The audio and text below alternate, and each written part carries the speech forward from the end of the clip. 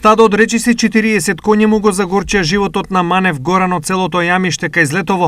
Слободно пуштените животни на него му уништија најмалку 15 декари компир, зелка и друг зеленчук и екзистенцијата му е доведена во прашање. Има останато, тие се градените уништени 40%, 50% да речеме уништени. А останати од тео горе што се на Ридо, таа друга парцела, там не беше ишо 2 недели.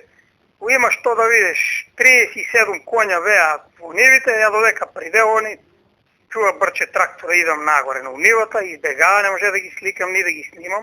Манев не знае како ќе ја помине годината и како ќе ги плати давачките, бидејќи за него оваа штета е огромна. Пак гради, другиот ден у саботата пак гради, тура нова жица, други колци тура, пак гради цел ден.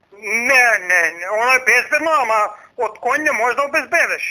Вака големата штета за Манев не е прва, бидејќи коњите во аторот на Јамиште и другите села се присутни веќе неколку години. Бил секаде, пријавувал штети, се жалел на полиција, бил и на суд, каде тужбите ги добил, но не наплатил ниту денар, а сега е очаен. Остапката е, имаме дела на судење, имаме дела правосилни пресуди на извршување дадено, немам ништо обештетено до ден денеска, ништо не, само фрлам и готовите пари од децата, што треба да ја школувам деца, да ги ранам, и тие пари ги имам потрошено, веќе сам дојден на нула, здравието ми е нарушено, физички сам, психички, умствено сам уништен на нула веќе. Нема веќе на кого и барам помош, барам помош од некои правни лица, од некои институции, издруженија, ако може да ми помогнат, крај више нема. Кулминација на проблемот е што некои од собствениците на коњите му се заканувале, а еден дури и пукал во него.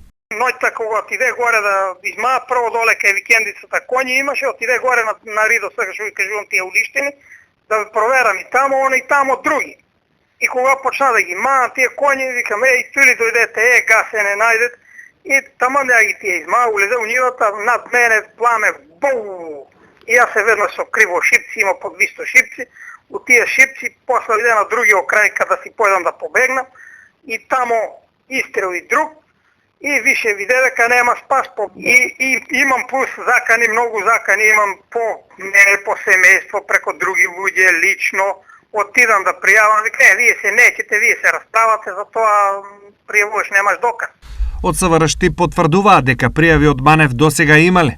Надлежен во овој случај согласно Законот за облигациони односи е земјоделски инспектор.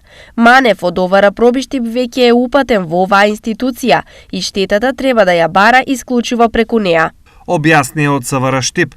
Манев Горанчо е регистриран земјоделец кој веќе 10 години уредно ги плаќа сите давачки, а за себе само поради коњите досега не заработил ниту денар.